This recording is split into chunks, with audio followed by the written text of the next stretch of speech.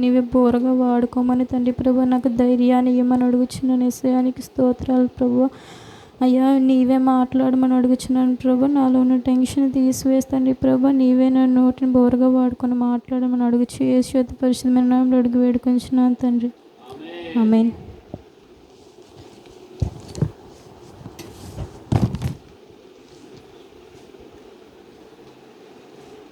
దేవుడు సిలువలో పలికిన రెండవ మాట ఏంటంటే, లోకా 23:43 చూసినట్టయితే, నీవు నాతో కూడా పరదేశంలో ఉందువని నిశ్చయముగా నీతో చెప్పుచున్నాను నేను.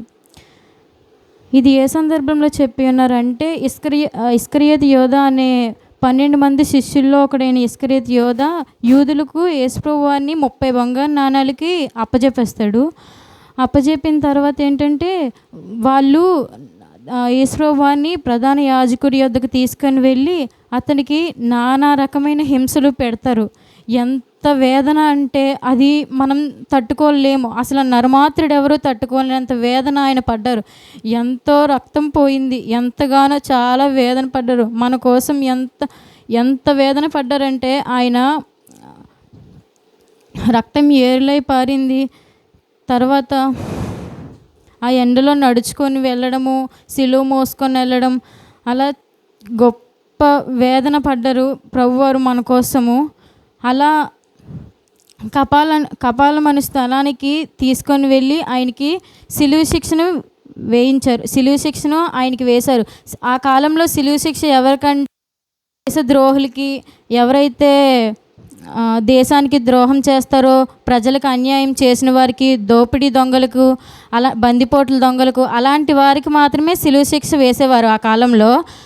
యేసుప్రభు వారికి ఆ శిక్ష వేయకూడదు చెప్పాలంటే, కానీ ఆయనకి ఆయన మీద నింద మోపి ఆ శిక్షను ఆయనకి వేశారు. అప్పుడు ఆ శిక్ష వేయడానికి కపాలం అనే స్థలానికి తీసుకొని వెళ్ళి సిలువ పైన ఆయన్ని నిలవబెట్టారు. అది ఆ సిలువ వేసేటప్పుడు సిలువ శిక్ష యేసుప్రభు వారికి మాత్రమే వేయలేదు, ఇంకా అక్కడ 2 దొంగలు కూడా ఉన్నారు. లోకా 23:33 చూసినట్టయితే,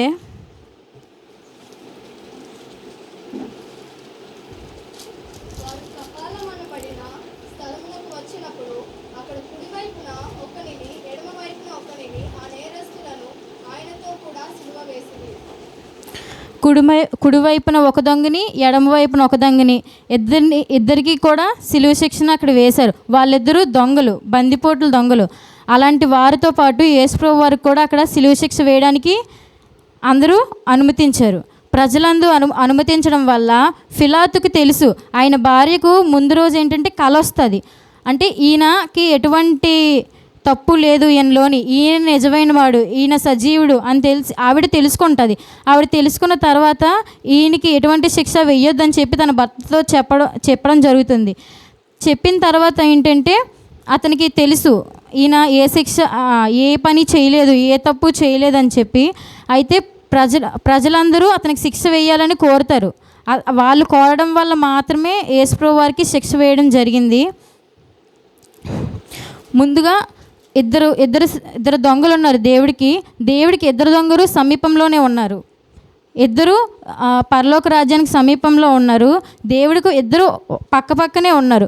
ముందుగా ఏంటంటే 2 దొంగలు దేవుని దూషించారు. మత్తయి గ్రంథం ప్రకారం చూసుకున్నట్టయితే దేవుణ్ణి మొదటగా 2 దొంగలు దూషించారు. కానీ మొదటి మాట ప్రకారంగా, మొదటి మాట లేకపోతే రెండో మాట లేదు. మొదటి మాట లోకా 23:34 చూసుకున్నట్టయితే,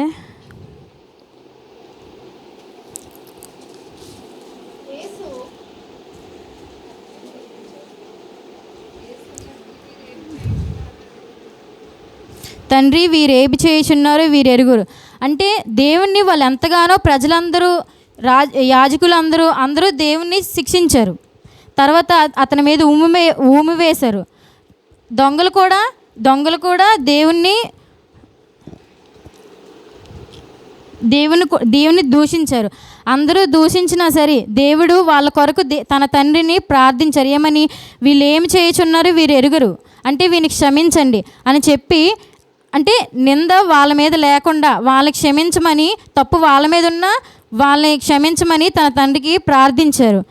దేవుడు నరుడు ఎవరు కూడా మనల్ని కొడితే తిరిగి కొట్టేస్తాం మనమైతే, కానీ అతను దేవుడు పరిశుద్ధుడు, నిత్యుడగు తండ్రి కాబట్టి వాళ్ళకి ఏమీ సంబంధం లేదు అని చెప్పి తన తండ్రికి చెప్పడం జరిగింది.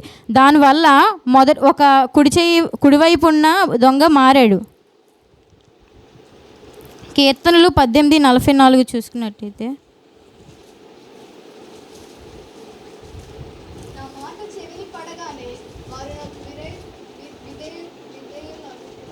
నా మాట చెవిని పడగానే వారు నాకు విధేయులగుదురు. నా మాట చెవిని పడగానంటే ఇద్దరు దొంగలు ఉన్నారు, ఇద్దరికి దేవుడు దగ్గరలోనే ఉన్నారు, కానీ దేవుడు మొదటి మాట పలికారు, సిలువ మీద పలికారు. ఏంటి?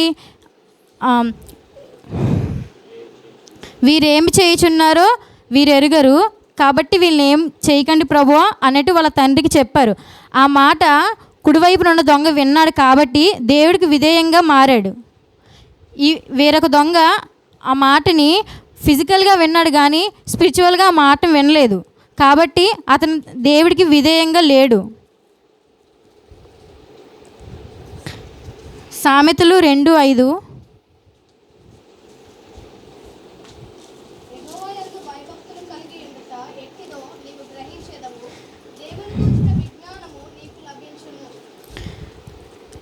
కుడివైపునున్న దొంగ దేవుడి మాట విన్నాడు కాబట్టి దేవుడి యందు విధేయత కలిగి ఉన్నాడు, కాబట్టి దేవుడి గురించి తెలిసింది, అంటే ఆయన యందు భయభక్తులతో ఉండాలి అని అతనికి అర్థమైంది, కాబట్టి దేవుడి యొక్క విజ్ఞానం పొందుకున్నాడు. ఏంటంటే ఎందుకు అంటే వేరొక దొంగ దేవుని దూషిస్తున్నాడు, అప్పటికీ కూడా దేవుని దూషిస్తున్నా సరే. లూకా 23:40,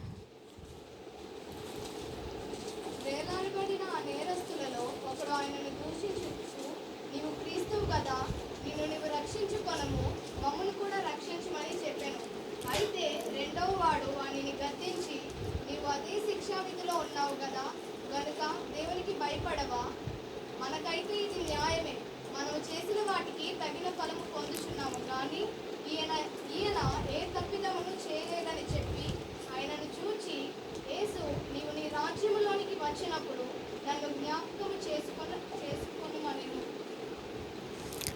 ఆ మాట విన్నాడు, దేవుడికి విధేయంగా ఉన్నాడు, దేవుడి యందు భయభక్తులతో ఉన్నాడు, కాబట్టి వేరొక దొంగ దేవుని దూషిస్తున్నా సరే నువ్వు ఇలా చెప్పొద్దు, నువ్వు ఇలా అనొద్దు అనేసి అతనికి దేవుని గురించి తెలుసుకొని అతన్ని గద్దించగలిగాడు. అంటే దేవుడి యొక్క గొప్పతనం తెలుసు కాబట్టి నువ్వు ఇలా అనొద్దు అతన్ని అని ఆ వేరొక దొంగని గద్దించాడు. తర్వాత మనకి ఇది న్యాయమే కానీ దేవుడికి ఇది అన్యాయం అని తెలుసుకున్నాడు, అంటే పశ్చాత్తాపడ్డాడు, అంటే తనను తాను తగ్గించుకొని దేవుణ్ణి అక్కడ హెచ్చించాడు. మనకిది న్యాయమే కానీ తండ్రికి ఇది అన్యాయం అని చెప్పి దేవుణ్ణి హెచ్చించాడు. తర్వాత లూకా 43 చూసినట్టయితే దేవుడు యేసే తన రక్షకుడని అంగీకరించాడు. ఎడమ వైపున ఉన్న దొంగ యేసే తన రక్షకుడని అంగీకరించాడు. తర్వాత నిజంగా రాజ్యం ఉంది, దేవుని యొక్క రాజ్యం, నిత్యరాజ్యం ఉంది, పరలోక రాజ్యం ఉందని చెప్పి నీవు నన్ను నీ రాజ్యంలో జ్ఞాపకం చేసుకో అని దేవుని అడిగాడు. అంటే ఒక్క మాటతో ఆ దొంగ ఏంటంటే మారగలిగాడు. ఇంకొక దొంగ అదే స్థితిలో ఉన్నా సరే అతను అసలు దేవుని అప్పటికీ కూడా దూషిస్తున్నాడే కానీ మారలేకుండా ఉన్నాడు. పరలోకం నిజంగా ఉందని మీరు అనుకుంటున్నారా?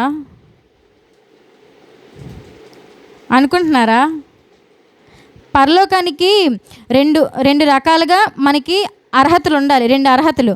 ఒకటి, మనం బాప్తీసం తీసుకొని ఉంటేనే పరలోకానికి వెళ్ళగలము. ఇంకొకటి, దేవుడి యందు భయభక్తులు కలిగి, దేవుడి యందు నిరీక్షణ కలిగి, దేవుడికి లోబడి ఆయన యొక్క కీర్తిని మనం చాటితేనే మనం వెళ్ళగలం.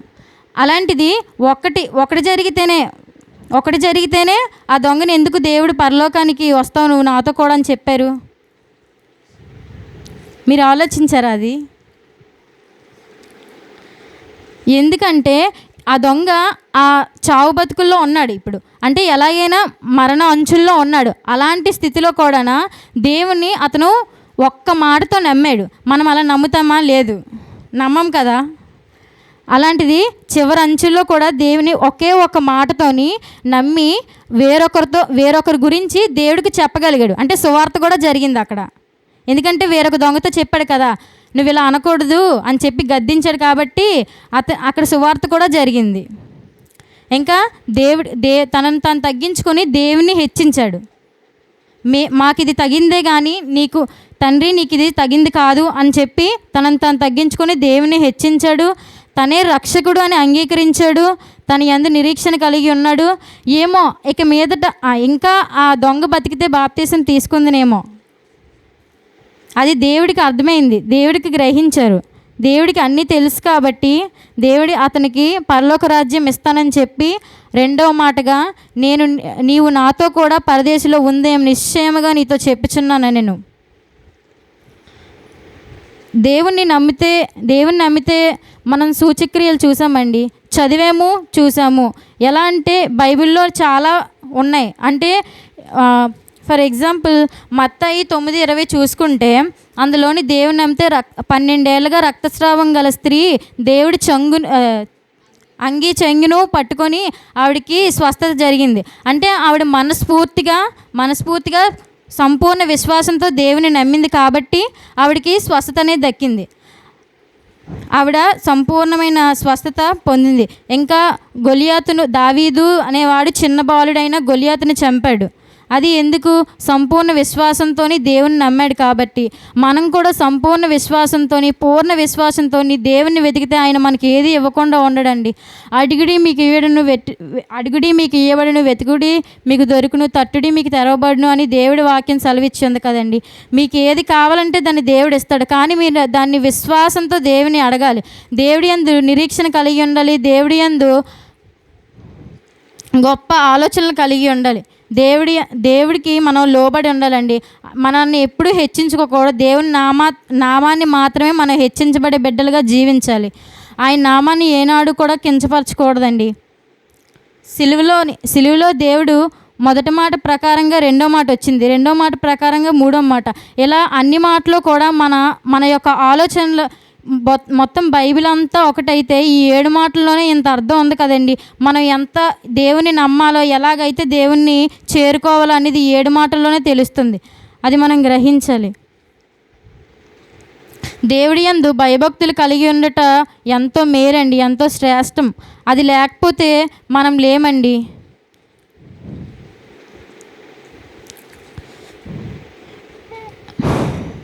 దేవుడి యందు మనం నిరీక్షణ కలిగి ఉండాలి. దేవుని ఆ కుడివైపున ఉన్న దొంగ ఎలాగైతే దేవుడి యొక్క ఇష్టుడయ్యాడో అలాగే మనం కూడా మారి దేవుడి ప్రియ శిష్యులుగా ఉండాలి. ఎంతగానో ఇష్టంగా మనం మారాలి అని కోర్చి చిన్న సాక్ష్యం దేవుడు దీవించును గాక.